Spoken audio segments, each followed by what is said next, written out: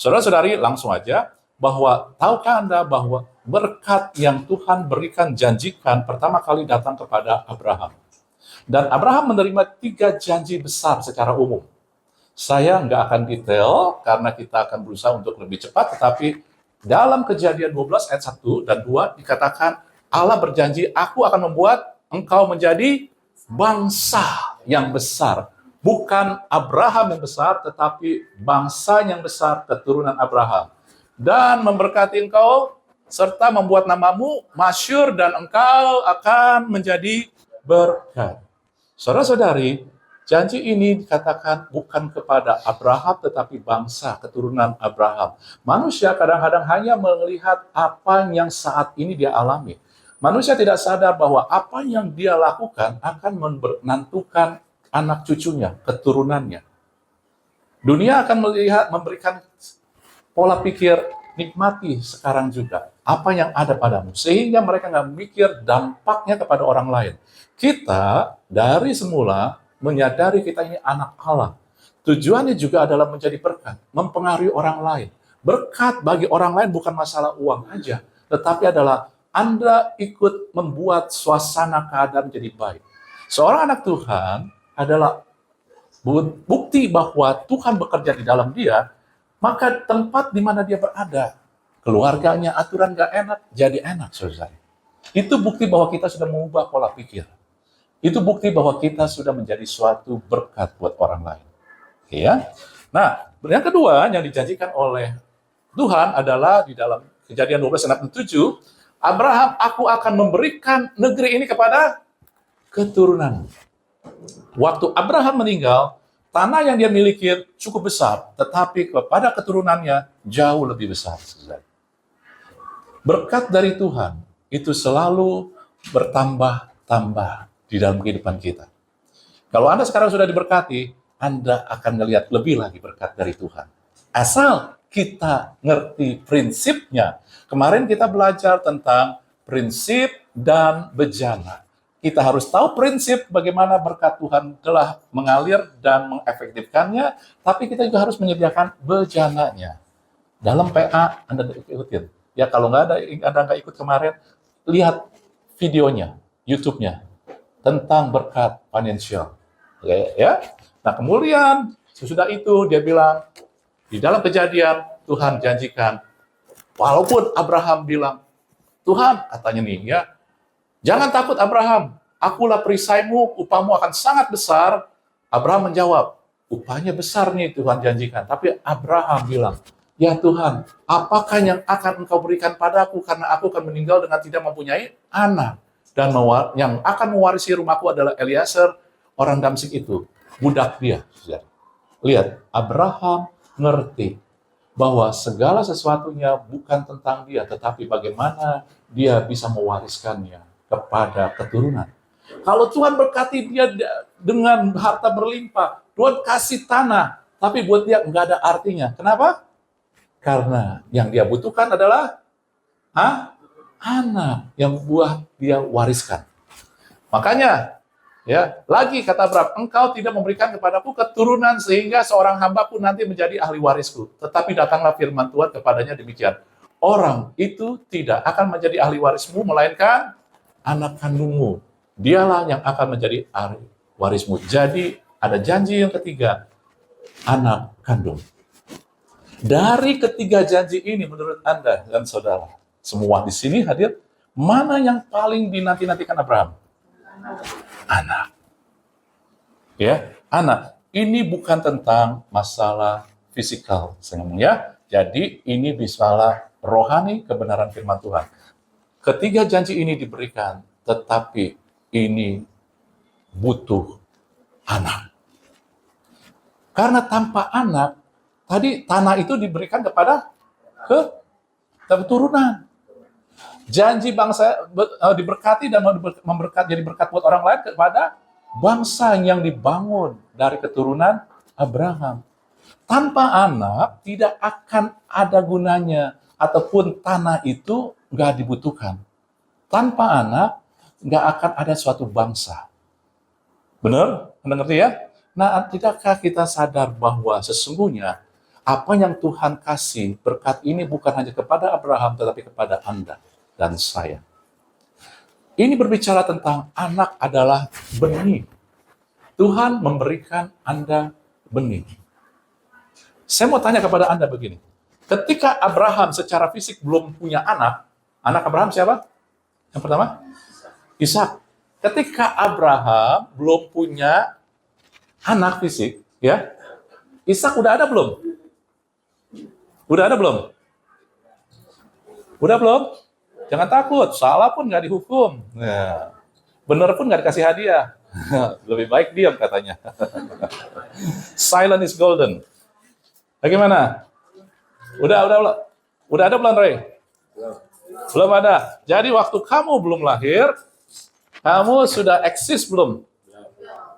Belum? Sudah, saudara-saudara. DNA-nya daripada Renaldi adalah DNA daripada papanya. DNA daripada Ishak udah ada di dalam DNA-nya Abraham. Jadi secara eksistensi itu sudah ada. Ya? Jadi makanya dalam firman Tuhan kita melihat pada pengertian kita selalu pada yang fisikal. Maka ketika Tuhan ngomong, ketika dunia belum dijadikan, kita sudah ada di pikiran Tuhan, kita bingung. Dunia belum dijadikan. Tuhan udah ciptain saya, kita bingung. Ya, kita udah ada. Bahkan ketika Adam Tuhan ciptakan, kita sudah ada di mata Tuhan. Jadi ketika Abraham ada, buat Tuhan, Ishak udah ada. Karena itu benih yang sudah ada di dalamnya, walaupun belum muncul. Ya, Nardi belum lahir, tetapi sudah ada di dalam orang tuanya. Dan ketika dia lahir, baru itu benihnya keluar. Ya, ketika Ishak lahir. Jadi dengan kata lain, Anda lihat di sini, benih itu selalu sudah ada di dalam kita. Orang lain mencari, Tuhan, apa benih saya? Karena benih adalah yang dipakai untuk menikmati tanah. Benih adalah dipakai untuk kita menikmati berkat Tuhan.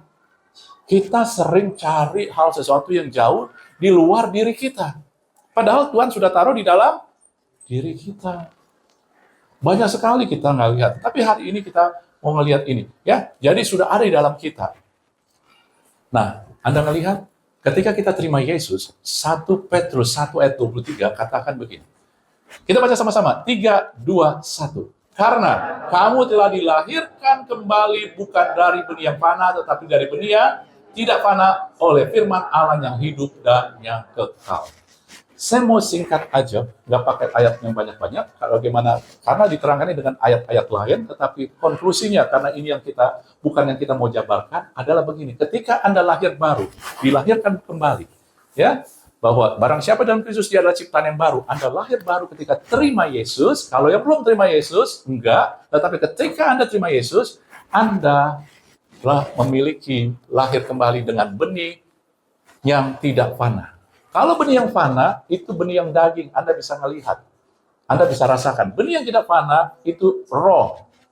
Anda nggak bisa lihat, Anda bukan dan ditangkap bukan dengan perasaan, tapi dengan iman. Iman kepada firman. Jadi, katakan, benih ini adalah Anda, ya, adalah benih yang keluar dari firman Allah. Dan saya mau kasih tahu, kemarin kita sudah bahas, firman Allah itu sempurna. Sempurna. Dan firman Allah itu hanya bisa ada di dalam Anda. Firman Allah nggak bisa di luar. Anda dan saya harus melihat firman jadi kesatuan. Kering kita tidak melihat firman menjadi kesatuan. Ini masalahnya. Firman Tuhan bilang loh, Anda lahir dari benih yang tidak fana, yaitu firman Allah yang hidup. Yesus memang, tetapi Yesus adalah firman Allah juga yang hidup. Jadi firman yang tertulis pun ketika Anda baca, Anda harus melihat itu harus menyatu dengan Anda. Benih itu firman Tuhan dalam perumpamaan tentang penabur. Tetapi tahukah Anda, benih itu bersatu dengan Anda ketika Anda lahir baru.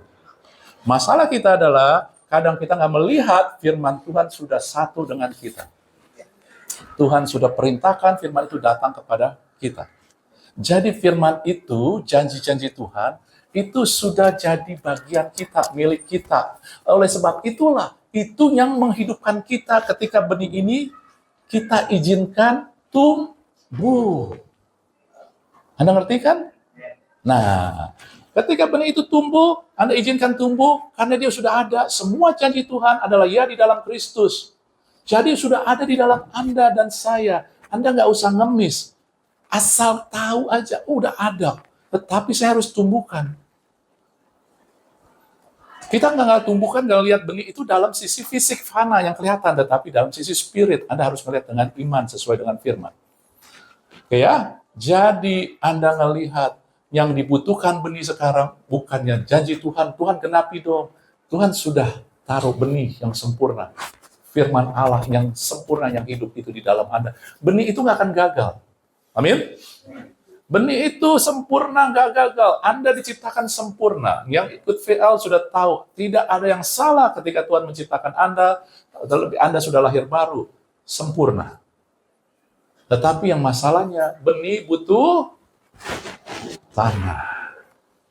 Dan tanah, ketika Tuhan janjikan 3 janji utama kepada Abraham, Tuhan kasih tanah. Anak kandung itu benih, kemudian negeri, daerah itu tanah, lalu bangsa yang besar tujuan. Ataupun rancangan Tuhan. Ayub bilang rancangan Tuhan gak akan ada yang gagal. Pasti digenapin. Jadi jangan pertanyakan tujuan ataupun rancangan Tuhan, buahnya itu pasti. Tetapi yang menjadi masalah tanahnya. Sekarang kita mau bicara tanah. Walaupun judulnya benih, tetapi sesungguhnya mau dibicarakan tanahnya. Tuhan tadi kasih janji kepada Abraham, tanah, area, ataupun negeri. Ketika seseorang diam di suatu negeri, maka itu adalah tempat dia membangun keluarga, membangun hidupnya, pekerjaannya, membangun sesuatu. Negeri berbicara sesuatu yang Anda bangun, sesuatu yang Anda kerjakan, sesuatu yang Anda bisa nikmatin. Kalau Anda berkelana sana, kayak dulu orang yang nomad, nggak punya tempat tinggal, berkelana, terus mereka nggak bisa membangun sesuatu. Ya, akhirnya orang mulai. Nah, saudara, tanah dibutuhkan oleh benih. Benih nggak akan bisa tumbuh kecuali ketika dia jatuh ke dalam tanah. Dan kedua, tentang benih adalah, di sini tanah, tentang tanah, bukan benih. Tentang tanah, di dalam gambaran yang Tuhan berikan janji Tuhan kepada Abraham, benih, tanah, ataupun juga area, dan kemudian tujuannya, maka tanah itu adalah gambaran proses kehidupan. Amin. Karena ketika Abraham mulai berjalan, dipanggil dari Ur Kasdim, masuk ke tanah perjanjian, perjalanan ini, janji tanahnya ini, dia diproses, saudari. Di Ur Kasdim dia adalah penyembah berhala, tetapi kemudian dia mulai, di dalam perjalanan hidupnya, dia mulai kenal siapa Allah. Dan tanah itu bicara juga hati. Ya kan? Kan perumpamaan penabur, benih itu adalah firman Tuhan. Jatuh ke tanah, ada tanah yang berbatu, ada tanah yang apalagi berduri, lalu ada tanah yang subur. Itu adalah hati kita. Anda yang menentukan jenis tanah apa hidup kita ini. Apakah kita mau yang batu, yang apalagi tadi? Ya, itulah. Ya, atau tanah yang subur. Nah, saudara-saudari, pola pikir ini sulit sekali. Firman Tuhan katakan begini dalam Lukas 14:26. Jikalau seorang datang kepadaku, ia tidak membenci bapaknya, ibunya, istrinya, anak-anaknya, saudara-saudaranya, laki, perempuan, bahkan nyawanya sendiri, ia tidak dapat menjadi muridku. Banyak orang bilang, oh iya makanya kita harus siap ribut sama saudara.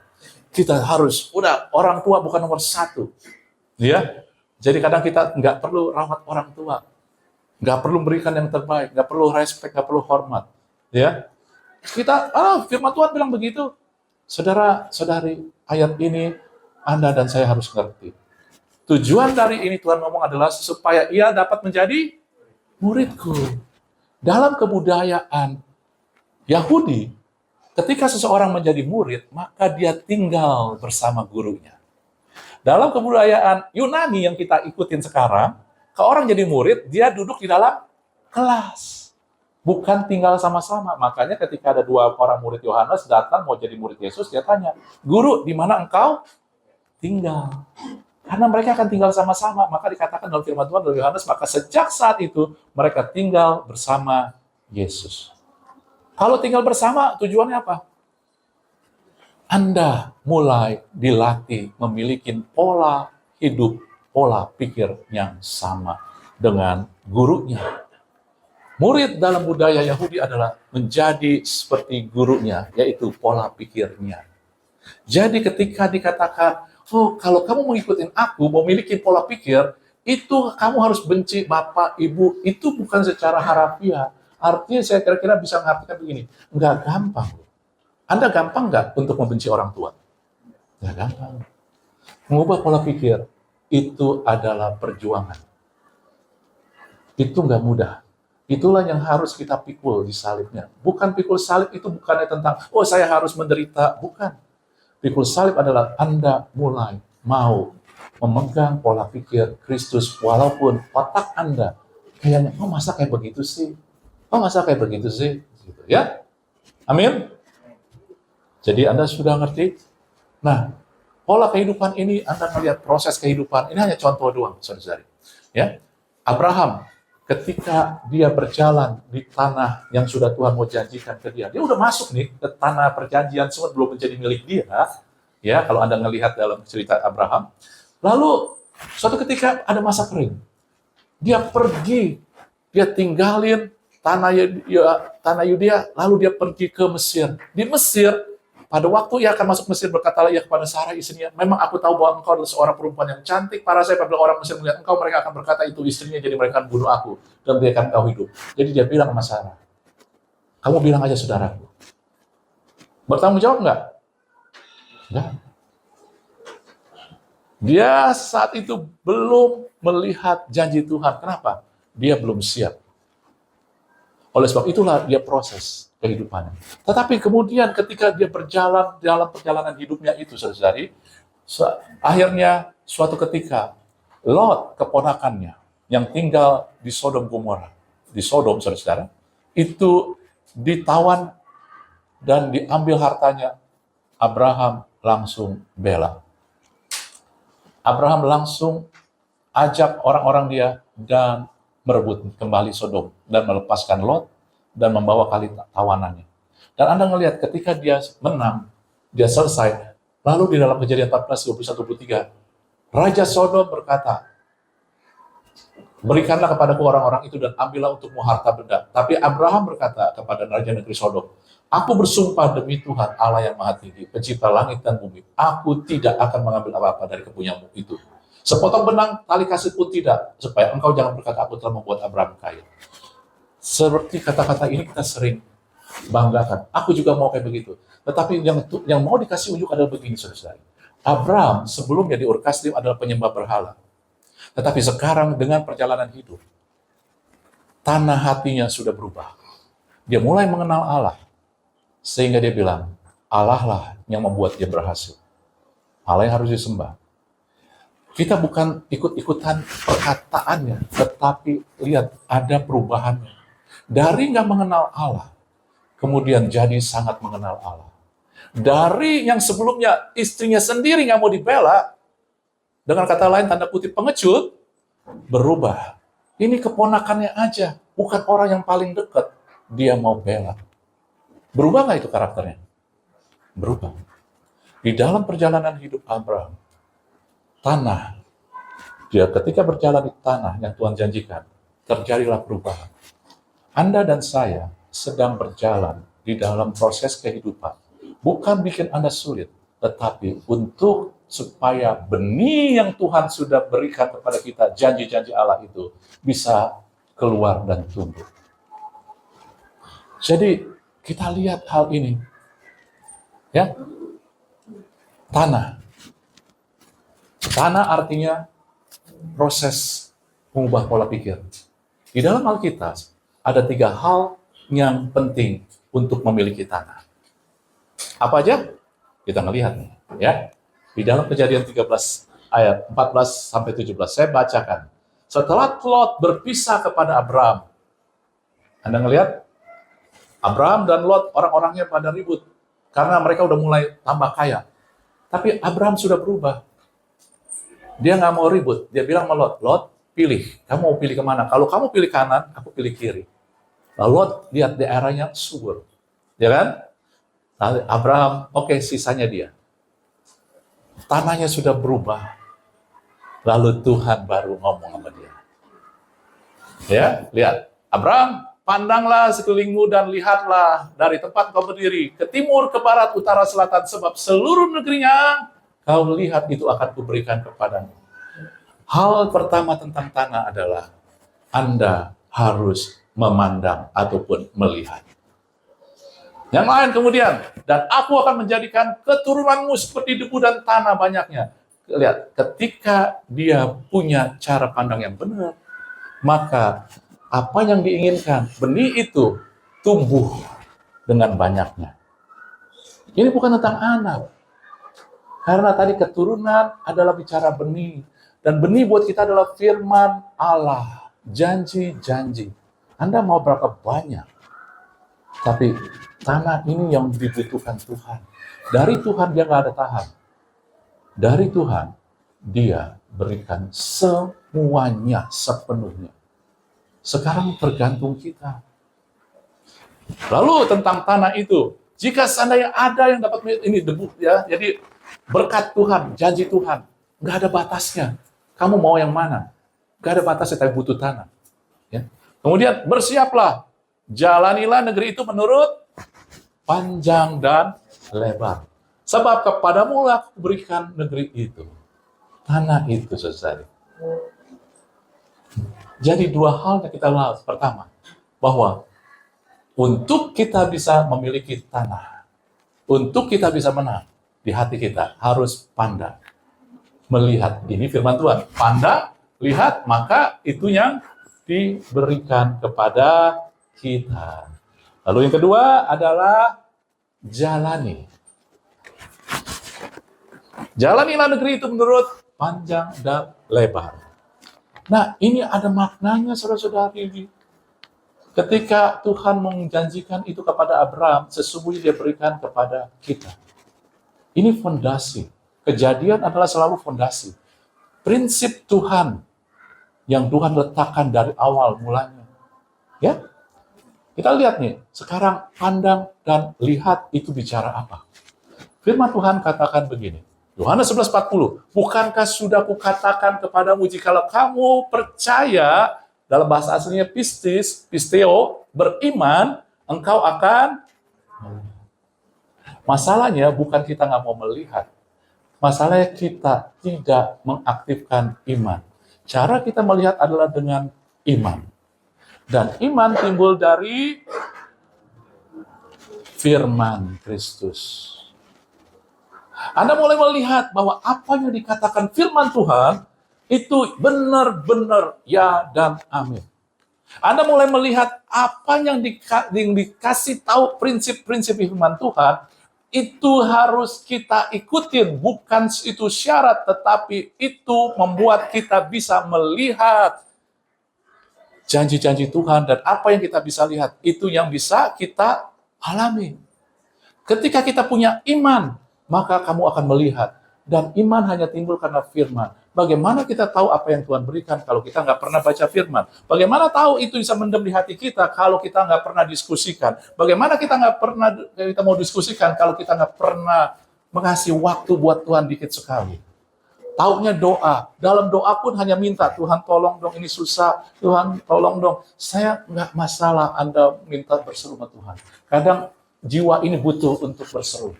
Tetapi spirit Anda adalah sempurna. Makanya Roh Kudus diberikan pada kita untuk membantu kita berdoa. Karena kadang-kadang doa kita nggak tahu, bukan nggak tahu bagaimana apa yang didoakan, tapi kita kadang-kadang nggak tahu bahwa doa kita itu melemahkan diri kita. Karena kita berdoa dengan perasaan, bukan dengan iman. Sehingga apa yang kita lihat, Tuhan keadaan susah, orang jahat sama saya. Tetapi dalam spirit, dalam firman Tuhan, Tuhan membuat rancangan orang jahat membawa kebaikan. Allah turut bekerja dalam segala sesuatu untuk mendatangkan kebaikan bagiku. Sehingga apapun keadaan dunia, apapun yang dilakukan orang, tetapi ketika aku melihat janji Tuhan, maka aku melihat keadaanku di depan akan jadi tambah baik apa buruk? Aduh, untung Anda masih hadir kan? Saudara-saudari, masalah dari kita adalah kita menganggap bahwa ke gereja, ke kerohanian, baca Alkitab itu hanya masalah tanda kutip agama. Anda lakukan itu hanya sebagai, buat menenangkan jiwa bahwa saya punya Tuhan, bukan menjadi kebenaran. Itu yang harus saya hidupkan. Itu pedoman buat saya menang. Hari-hari ini, saudara-saudari, ingat bahwa visi kita adalah memulihkan identitas kita sebagai anak Allah lewat perubahan pola pikir. Pola pikir yang berdasarkan firman. Sehingga Anda bukan lagi orang-orang yang anak-anak yang nggak berdaya, tapi Anda ada orang-orang yang berkuasa. Sehingga Roh Kudus bisa memanifestasikan kuasanya di lewat kehidupan Anda. Anda nggak butuh pendeta besar. Ya, mungkin Anda butuh pendeta yang badannya besar, nggak apa-apa. Ya. Tetapi Anda nggak butuh yang dunia labelkan, ini pendeta hebat.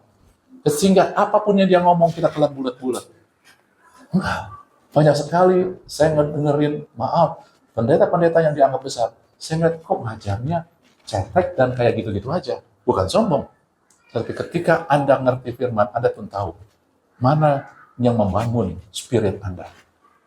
Bukan perasaan. Pendeta besar jago ngomong dengan perasaan, membangkitkan perasaan. Tetapi secara spirit belum tentu.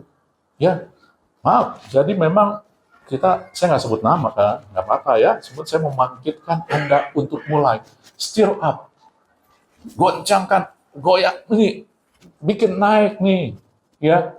Spirit di dalam Anda, Roh Tuhan di dalam Anda sudah ada. Oke? Jadi, saudara, pandang dan lihat adalah bicara percaya firman Tuhan. Karena Anda nggak mungkin lihat tanpa iman. Dan iman nggak mungkin tanpa firman. Bagaimana kita tahu firman? Kita ngadepin masalah, kita nggak tahu, Tuhan firman apa ya? Karena kita nggak pernah baca, nggak pernah familiar, nggak terbiasa. Kita terbiasa dengan perasaan terus. Aduh Tuhan, susah amat hidup. Aduh Tuhan, ini keadaan makin sulit. Aduh Tuhan, aku udah tambah nggak kuat. Aduh Tuhan, aku lelah. Anda ngeliat di medsos kan banyak sekali gitu. Walaupun rohani, tetapi memainkan perasaan. Lagu-lagu rohani pun juga. Makanya saya titip pesan sama yang WL di sini, ya, kita tidak menyanyikan lagu-lagu yang melankolis, yang melemahkan diri kita, tetapi yang menyatakan kebesaran Tuhan. Karena itulah kita. Ini ya? Nah lanjut, supaya cepat. Anda nanti renunginnya sama Roh Kudus, saya hanya mulai indus. Kemudian jalannya. Kan disuruh kan, pandang, lihat, ya, kemudian jalani. Tanah, kita bisa menjadi tanah yang siap ketika kita menjalani. Firman Tuhan dikatakan dalam Efesus 3 ayat 18-19 nih. Aku berdoa, kita baca sama-sama, 3, 2, 1, supaya Anda 3, 2, 1. Aku berdoa, sama-sama dengan segala orang kudus dapat memahami betapa lebarnya, panjangnya, dan tingginya dalamnya kasih Kristus dan dapat mengenal. Kasih itu sekalipun melampaui.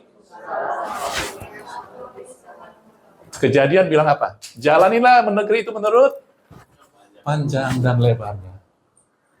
Panjang dan lebarnya melebihi lautan. Jauh tinggi apa tuh? Itu tentang apa? Kasih setiamu tuh. Ketika Anda menjalani kehidupan, Anda harus tahu tentang kasih Tuhan. Kasih Tuhan nggak pakai perasaan. Saya sering kali ketemu sama orang. Kok Tuhan sayang saya nggak sih? Karena saya hidup kok makin sulit. Dia nggak ngerti tentang kasih Tuhan. Dia melihat patokan kasih Tuhan adalah apa yang terjadi saat ini sama dia. Saudara-saudari, kasih Tuhan bukan itu. Alkitab bilang, inilah kasih. Dia mati buat kita. Bukti Tuhan mengasihi Anda dan saya bukan karena keadaan Anda enak. Tetapi buktinya adalah dia mati buat Anda dan saya.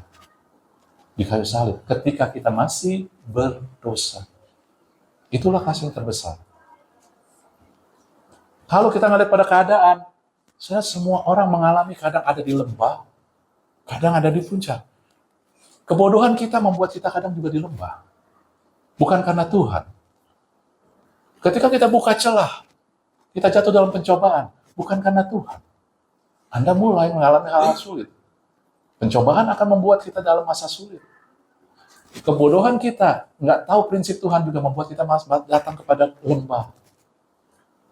Tetapi ketika kita kenal Tuhan, Tuhan sekalipun aku berjalan di dalam lembah bayang-bayang, tetapi Engkau yang mengasihi aku, ada kok. Aku pasti keluar kok. Maka renungan-renungan kemarin yang Anda terima, ya, by the way saya pakai AI itu untuk suaranya. Ya, karena kalau Anda dengar suara saya, mungkin Anda langsung matiin gitu ya. Kalau AI kan masih dengerin ya. Tapi Anda tahu, saya butuh waktu hampir 2 jam. Ya. Tapi saya nggak apa-apa. Karena ada orang yang butuh, itu aja buat saya. Ada satu orang yang butuh, itu cukup. Dan itu saya langsung dengar, Pak, terima kasih. Itu sangat memberkati, mengubah saya, aturan saya. Ada seorang ibu bilang, aturan saya udah tertekan hidup saya nggak bisa ceria lagi, nggak bisa sukacita lagi. Tapi ketika saya dengar renungan tadi, dan suaranya juga, bukan suara saya jadinya ya, dia bilang tentang berserah, Tuhan pegang kendali, saya sekarang bisa bersukacita lagi. Saudara, itu satu hal yang simpel, tetapi ada orang butuhkan untuk bukakan doang, kasih tahu doang, itu akan bilang, Tuhan akan bekerja langsung. Karena butuh untuk firman digemakan. Nah itu aja, saya hanya mau jadi alat untuk menggemakannya aja. Sisanya Roh Kudus bekerja. Tetapi butuh tanah, saya harus punya hati dong. Saya harus butuh usaha dong, untuk belajar, untuk spend waktu, walaupun 2 jam. Makanya Anda ngelihat saya kadang tidurnya sampai malam. Ya, kalau Anda pagi-pagi WA saya nggak jawab, karena belum bangun. Jadi buat saya itu okay. bukan buat kasih tahu Anda, ini supaya saya enggak. Tapi saya mau kasih contoh aja bahwa butuh tanah loh. Butuh tanah. Tanah ini saya mulai ngelihat ada orang-orang yang saya punya masalah, saya kesian. Dan saya mau jadi berkat. Maka Tuhan alirkan aja renungannya. Terus saya mulai kemudian kasih renungan, tapi bagaimana ya supaya lebih efektif lagi. Saya bikin pakai gambar. Pakai gambar saya pusing lebih lama gitu. Ayo udah Tuhan, suara aja. Ya. Nah, suara. Jadi inilah tanah. Kita harus mulai melihat dengan kasih, akhirnya kita mau memberi lebih. Nggak perlu apresiasi. Tapi kita butuh memiliki kasih. Dan kapan itu kita bisa lakukan? Ketika kita ngerti tentang kasih Kristus. Kita nggak akan jadi orang egois, hanya buat diriku, hanya buat keluargaku. Kita mulai mikirkan orang lain. Saya bilang, kadang-kadang Anda datang ibadah aja, kita harus mulai memikirkan orang lain. Ya kan? Mikirin cara gimana? Kadang-kadang begini, nggak ada lu, nggak ramai, nggak seru. Jadi kalau ada Anda, tuh bikin orang semua seru. Andanya mungkin jadi stres, tapi orang lain senang ngelihat Anda. Jangan mikirin diri saya, udah stres, pusing dah gue gitu. Ya. Nanti kita tuh udah selesai semua masalah kita sama Tuhan. Yang kita butuh adalah tanahnya ini. Firman-Nya sempurna, janji-janji Tuhan itu sempurna. Artinya apa? Ketika tanahnya baik, pasti tumbuh, pasti terjadi firman Tuhan. Nggak mungkin enggak. Yang menjadi masalah adalah tanahnya. Tanah inilah hati kita, pola pikir kita. Ketika ngomong hati, ini ya saudara-saudari, pola pikir. Ya. Kalau di sini jantung, ya. Ini pola pikir, ini hati sesungguhnya. Oke ya? Jadi perlu memahami kasih Tuhan, panjang dan lebarnya. Oke? Bahkan Tuhan janji ketika ngomong sama Yosua mau masuk tanah perjanjian, setiap jengkal yang kau injak, itu akan kuberikan kepadamu. Ya. Nah, itu yang ketiga, saudara-saudari. Oke, ini ada 3 hal, Anda sudah 2 ya. Sekarang 10 menit lagi kita selesai. Anda harus semangat, konsentrasi. Karena 10 menit lagi perut Anda akan dipenuhi dengan mie payangkong. Ya. Nah, di dalam Yosua ayat 1, 2, 3 mengenai tanah, ketika orang Israel sudah ada di depan tanah perjanjian, Tuhan ngomong sama Yosua, hambaku Musa telah mati, sebab itu bersiaplah sekarang, seberangi sungai Yordan ini engkau dan seluruh bangsa ini menuju negeri yang akan kuberikan kepada mereka, kepada orang Israel itu setiap tempat yang diinjak oleh telapak kakimu akan kuberikan kepadamu. Itu bicara setiap tanah yang kau injak, itu akan kuberikan kepadamu. Jadi adalah bagian ketiga tentang tanah, Anda harus injak-injak. Injak artinya Anda harus rebut. Yosua menampilkan adalah bala tentara, orang yang berperang, saudara-saudari. Dia masuk, dia berperang, maka di dalam Yosua Tuhan marah ketika orang Israel tidak menduduki tempat-tempat yang sudah dijanjikan. Mereka malas, nggak mau berperang. Yosua adalah lambang orang yang berperang. Orang yang merebut, mentalitas nggak menyerah, mentalitas yang kalau Tuhan janji ini, pasti terjadi. Kalau belum terjadi, saya bukannya, Tuhan kenapa belum terjadi? Saya mulai menyerah. Apa yang direbut si iblis? Saudara-saudari, yang membuat Anda lemah, nggak berpengharapan adalah kita menginginkan perasaan ini. Saya bukan bilang nggak usah ada perasaan. Perasaan Anda pakai kalau jatuh cinta. Jatuh cinta jangan pakai iman, nikmati pakai perasaan. Ya. Nah, perasaan kita pakai kalau hal-hal yang baik. Tetapi ketika Anda ketakutan, jangan mau perasaan memimpin. Ketika Anda marah, kecewa, jangan izinkan perasaan yang memimpin Anda. Tapi ketika Anda senang, izinkan perasaan. Anda jadi murah hati. Ya, ini kamu butuh berapa? Itu izinkan ya, pakai perasaan. Ketika Anda dapat gaji, wih gila saya dapat gaji. Izinkan perasaan main. Oh ya, saya kasih orang tua saya, gitu ya. Saya kasih orang tua saya. Senang kan? Orang tua terima kalau anak beri. Jangan, oh enggak, kamu ada butuh. Gitu. Kita harus terima supaya perasaan mereka tambah senang. Bukan kita butuh, kita bantu perasaan baik berkembang. Orang-orang tua katakan amin. Anak-anak katakan oh iya.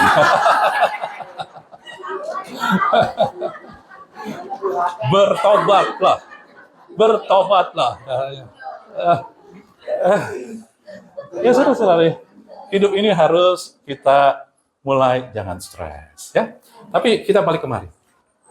Apa sih injak jejaki bagaimana? Saudara-saudari, ini adalah pola pikir. Kita bukan berperang, oh tetangga saya, ayo kita siap perang sama tetangga. Bukan itu, ya. Ini yang dilihat ketika Yosua memasuk tanah perjanjian, saudari. Ya, dia gelisah, dia takut karena yang dia bawa adalah anak-anak yang lahir di padang gurun yang nggak pernah berperang. Yang sudah bisa berperang hanya tinggal Yosua dan Kaleb. Umurnya 80, yang lain sudah mati, yang keluar dari Mesir, yang bisa berperang. Ya, karena waktu mereka keluar dari Mesir, akhirnya mereka mulai berperang. Tapi itu mereka sudah mati. Yang asli yang ada sama Yosua adalah generasi kedua, nggak pernah berperang. Jadi bukan orang-orang hebat, dia pikir berperang. Bagaimana nih Tuhan? Oleh sebab itulah, ketika dekat dengan Yeriko, Yosua mulai stres. Lalu dia mulai pandang, wah, dia mau rebut tanah kan dia harus pandang kan? Ya, ingat. Lalu dia lihat, untung Tuhan tolong. Yang dia lihat sekarang, seorang laki-laki yang berdiri di depannya dengan pedang terhunus di tangannya. Yosua mendekati bertanya padanya, kawankah engkau atau lawan? Lalu Yosua ini masih punya pola pikir, apa yang dia lihat doang, saudara. Yang saya punya adalah pasukan yang anak-anak ABG yang belum pengalaman. Yang dia harus lawan musuh yang punya benteng, bisa bangun benteng, pasti punya pertahanan yang lain selain benteng. Kan nggak lucu kalau hanya mau mempertahankan bangun benteng doang. Nggak persiapin yang lain. Pasti mereka di balik benteng itu ada orang pemanah, ada penombak, ya kan? Jadi ini benteng aja nggak bisa dikalahin. Bagaimana nih? Pola pikir Yosua masih melihat pada apa yang fisikal. Sehingga yang dia penuhi adalah, bagaimana nih? Aku nggak sanggup. Yang ada padaku nggak mampu nih. Itu yang dia lakukan. Sehingga ketika ada orang laki-laki gede dengan tentara, waduh, siapa lagi nih? Kalau teman sih untung. Kalau lawan, matilah gua. Ya, kayak gitu. Tetapi ketika ditanya gitu, malaikatnya bilang apa? Orang ini yang gede ini ternyata malaikat, dia bilang apa? Bukan, tetapi akulah panglima bala tentara Tuhan. Kalau panglima bala tentara Tuhan itu temannya Yosua bukan sih? Musuhnya Yosua bukan? Kenapa dia bilang bukan? Padahal kan temannya dong harusnya. Karena dia sedang memasukkan pola pikir yang baru. Yosua selama ini memiliki pola pikir, apa yang pada aku nggak cukup. Uang yang ada padaku nggak cukup. Kemampuan padaku nggak cukup. Anak-anak yang padaku, aduh, jauh sekali dibanding anak yang lain. Nggak cukup. Orang tua yang ada padaku, aduh, nggak ada hikmatnya sama sekali. Nggak cukup. Pola pikir kita selalu melihat kekurangan, bukan melihat apa yang datang dari Tuhan. Lalu Anda ngelihat di sini, tentara itu sedang membawa pesan Tuhan. Dia nggak ngomong, malaikat itu ngomong pesan Tuhan. Sekarang aku datang, lalu sujudlah Yosua dengan mukanya ke tanah, menyembah dan berkata kepada, apakah yang dikatakan Tuanku kepada hambanya ini? Apa yang dikatakan? Lalu apa yang dikatakan malaikat itu? Dia bawa suara Tuhan. Dia katakan apa? Ayat 16. Pola pikir Yosua, berapa banyak lawan dan kawan. Tetapi kemudian jawabannya. Apa? Ayat 15. Tanggalkan kasutmu dari kakimu, sebab tempat engkau berdiri itu kudus. Apa yang menyebabkan tanah itu kudus? Apa yang menyebabkan tanah itu kudus? Apa yang menyebabkan Anda kudus? Sama apa yang menyebabkan tanah itu kudus. Kehadiran Tuhan. Ini bukan tentang seberapa banyak kemampuan Anda, seberapa lemah yang Anda miliki, seberapa dikit yang Anda miliki. Tetapi ini tentang kesadaran di pola pikir yang Yosua miliki saat itu adalah dia melihat apa yang fisikal, yang hanya kelihatan di mata. Tapi Tuhan melihat, ada hadiratku, kamu gak lihat itu. Aku harus kasih tahu kamu, karena malaikat itu makhluk spirit, tapi dia bisa menunjukkan dirinya dalam fisik untuk memperlihatkan supaya dia hadir. Tetapi dia bawa pesan spirit, dia bisa melihat tempat engkau berdiri sekarang ada hadirat Tuhan. Kehidupan Anda ada hadirat Tuhan. Namun ketika kita punya pola pikir hanya melihat yang kelihatan doang, kita nggak sadar. Di tengah pergumulan Anda, di tengah orang-orang yang jahatin Anda, di tengah setiap pertempuran, peperangan di hidup kita, kadang kita hanya sadar kekuatan kita. Tuhan, aku udah gak sanggup. Tuhan, jahat amat orang itu. Tuhan, keadaan ini udah, aduh, aku gak bisa hadapin lagi. Kadang kita gak melihat kehadiran Tuhan lagi. Dan inilah pola pikir Yosua yang bikin dia gentar. Padahal Tuhan suruh injak jejaki. Ketika kita sedang bertempur, berperang, sadarilah kehadiran Tuhan. Bukan menyadari kemampuan kita. Ketika Anda mau dagang, mau usaha, Anda kan harus bergumul, bertempur, ada saingan-saingan. Kalau kita melihat, aduh tempat saya kayak begini, aduh, kita akan mulai gentar. Tapi Anda mulai ngelihat, Tuhan, Engkau hadir bersamaku. Mungkin gak segera, mungkin gak langsung, karena kan harus diinjak. Yosua gak langsung injak, langsung masuk tanah perjanjian. Dia harus terus melangkah. Dia harus berjalan sama Tuhan, runtuhkan dulu. Makanya Yosua ketika masuk ke tanah perjanjian dimulai dengan mengangkat tabut Allah. Mengelilingi tembok Yeriko. Itu lambang kehadiran Tuhan. Dia mengalahkan benteng yang paling besar. Itu bukan tembok Yeriko, tapi tembok di pikiran kita. Alkitab bilang, ya, benteng-benteng yang dibangun untuk menahan pengenalan akan Allah. Kita nggak mau kenal Tuhan, siapa Tuhan kita. Dikatakan begitu dalam Korintus, ya, musuh kita bukan darah dan daging, tetapi pembuluh darah. Terus dikatakan juga dalam firman dikatakan, kami meruntuhkan benteng-benteng yang dibangun oleh kesombongan manusia yang untuk menahan pengenalan akan Allah. Tujuannya supaya Anda nggak akan kenal Tuhan kita. Dibangun oleh kesombongan manusia, saya nggak sombong. Kita sombong di mata Allah ketika kita mengandalkan kemampuan kita, kelebihan kita, keadaan dunia. Itu sombong di mata Allah. Jadi ini dia, kadang bagian pertama ketika masuk tanah perjanjian, Yosua harus gendong itu, orang Israel gendong tabut perjanjian lambang daripada hadirat Allah. Dan pertama yang Tuhan harus lakukan adalah meruntuhkan tembok, benteng, pikiran, pola pikiran kita yang salah. Jadi Anda bisa melihat bagaimana menjadi murid Yesus itu mengubah pola pikir itu nggak mudah. Kalau nggak ada bantuan Tuhan. Makanya seperti membenci orang tua, musuh dengan saudara-saudari Anda. Itu bukan arti harafiah. Artinya Anda mustahil lakukan kalau tanpa Tuhan. Anda nggak mungkin lakukan tanpa Tuhan. Kita nggak mungkin hidup tanpa Tuhan. Bukan untuk menghadapi masalah, tetapi untuk mengubah pola pikir kita. Ketika pola pikir ini udah benar, tanah ini udah benar, benih pasti tumbuh. Janji Tuhan pasti terjadi. Anda nggak usah apa, pasti terjadi. Karena janji itu yang membayar Yesus, bukan Anda dan saya. Tuhan hanya butuh tanah. Ketika pola pikir kita khawatir ngelihat sekeliling kita mulu, akhirnya kita benih itu tumbuh di tanah yang banyak semak belukar. Ketika kita nggak pernah baca firman, maka benih itu jatuh ke tanah yang batu-batuan. Diambil, dicuri. Tetapi ketika kita mau memberikan diri tanah ini, maka kita akan menjadi tempat benih itu tumbuh. Benih tumbuh harus masuk ke dalam, mungkin nggak kelihatan, tapi suatu saat tiba-tiba tumbuh. Janji Tuhan digenapi. Saya mengalami dan saya percaya 100%, 1000% lebih malah, bahwa itu pun terjadi pada setiap kita semua. Kita butuh menyadari penyertaan Tuhan. Jadi lihat, benih sempurna, firman Tuhan, janji Tuhan. Anda jangan, Tuhan mana janjimu? Gak usah dipertanyakan. Itu sudah sempurna dan sudah ada di dalam Anda. Anda satu dengan firman Tuhan, karena tadi dalam 1 Petrus katakan itu.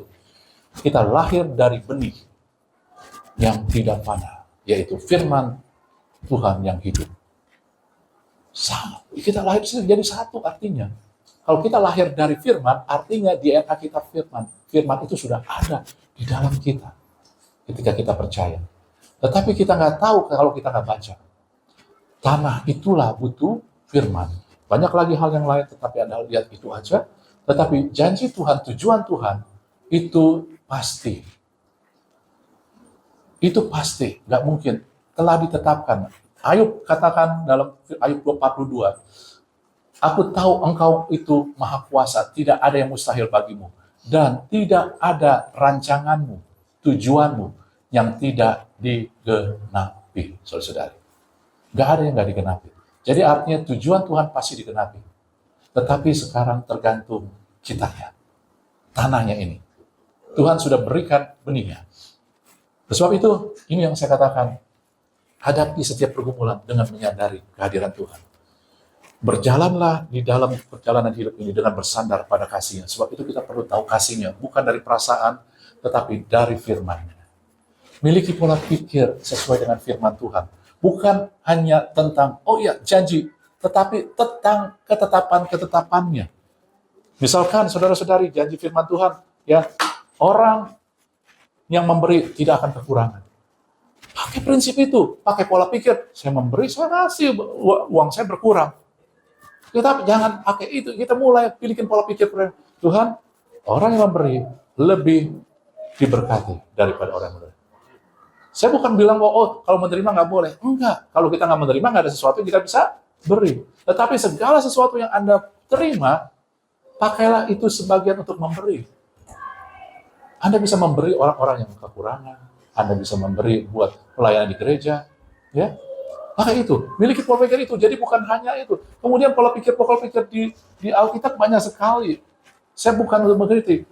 Firman Tuhan katakan, cukupkanlah dirimu dengan segala yang ada padamu. Jadi kita belajar pakai prinsip itu. Dunia akan kasih unjuk Anda, ini HP yang baru. Oh, ini nih ini restoran yang enak. Ini jadi diskon, jadi sale, mengurangi. Dunia akan menampilkan apa? Keinginan daging, keinginan mata, keangkuhan hidup. Itu dari dunia. Tetapi dari Tuhan, cukupkanlah dirimu dengan apa yang ada. Kita bikin budget, yang ada sama saya segini. Jadi yang keluar sama saya tidak boleh lebih dari budget kita. Itu firman Tuhan, percayai. Orang bilang, oh malu dong. Firman Tuhan bilang kayak begitu, aku taatin aja. Dan firman Tuhan bilang, bilu-bilu Yesus menyembuhkan kamu. Dokter mau ngomong apa, biarin aja. Anda tetap percaya firman Tuhan, itu benih. Nanti ketika tanah itu kita beres, pasti benihnya tumbuh. Keluar, kesembuhan terjadi. Firman Tuhan bilang, sampai masa tuamu. Kemarin saya ikut ulang tahun daripada itu ya, II-nya Inge, 90 tahun. Gitu ya, luar biasa. Tetapi dia terima Yesusnya juga luar biasa. Dia dulu anti Yesus. Kalau kita ngomong Yesus, dia marah. Gitu ya. Tapi tiba-tiba, Pak Yanko sendiri tahu, Pak Yanko yang baptis. Masa? Kita baptisnya baptisan basuh. Karena udah usia. Ya. Saya lupa gitu. Nah, tiba-tiba aja. Tapi Tuhan pelihara dia. Maka firman Tuhan digenapin. Sampai masa tuamu, aku tetaplah dia yang menggendong engkau. Sampai putih rambutmu, aku tetap sama. Aku tetap mau menggendongmu. Kita nggak usah khawatir masa tua kita bagaimana. Masa tua saya bagaimana ya? Masa tua saya ada pada firman Tuhan ngomong kayak begitu, ya udah, ngapain saya pikir. Ya, Anda yang akan segera jadi tua. Nah, ya. Apa yang kamu bilang saya udah lansia? Enggak, belum. Oke, amin saudara.